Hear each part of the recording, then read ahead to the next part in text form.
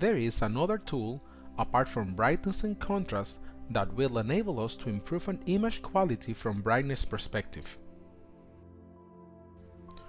We are talking about the windows of levels, found pressing Ctrl L or clicking on Image, Adjustment, Levels. This window has input levels, output levels, and the droppers.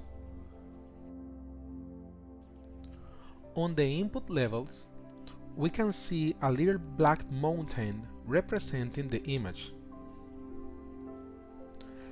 This little mountain is a histogram that is based on the image blacks, whites, and in the between colors.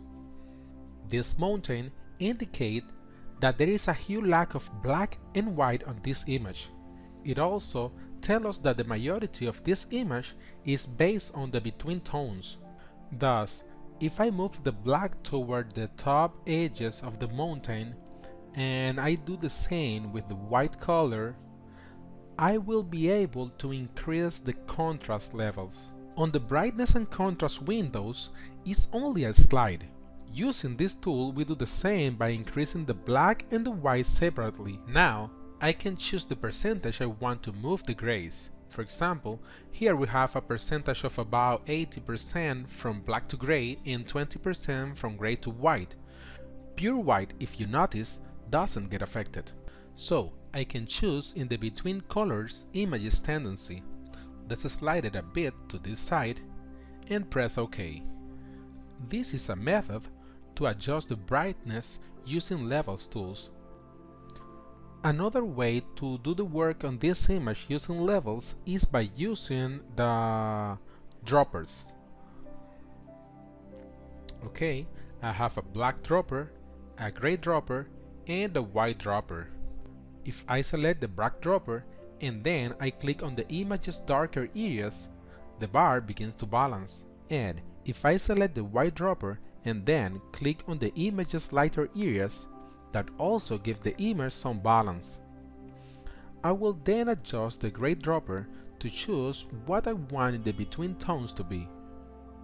And this will be another way to go from this image to this image. The interesting thing about this is that we can use these two methods directly on the image layers. In this way, the adjustment does not damage the original image, because right now, with the adjustment we're making, if we save and close and then we open it again, we won't be able to undo the adjustment. If you want to make an editable adjustment, you can go to Layers window, where you can see the half circle. We can go to the Adjustment window, and there we can find the Levels adjustment. When I click, the windows appears within the Adjustments window, but it's not necessarily a pop-up window, because it's actually the Edition window for the layer level. I'm going to do the same edition as I did before, and I closed the Adjustments window.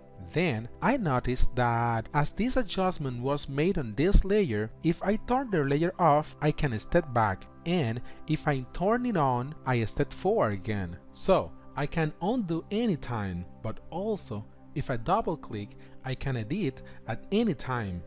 So the adjustment is not permanent.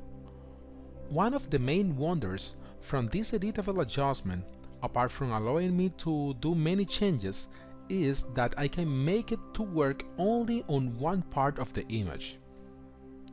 If I click on the white part here, corresponding that adjustment layer mask, and I pick the brush on normal mode,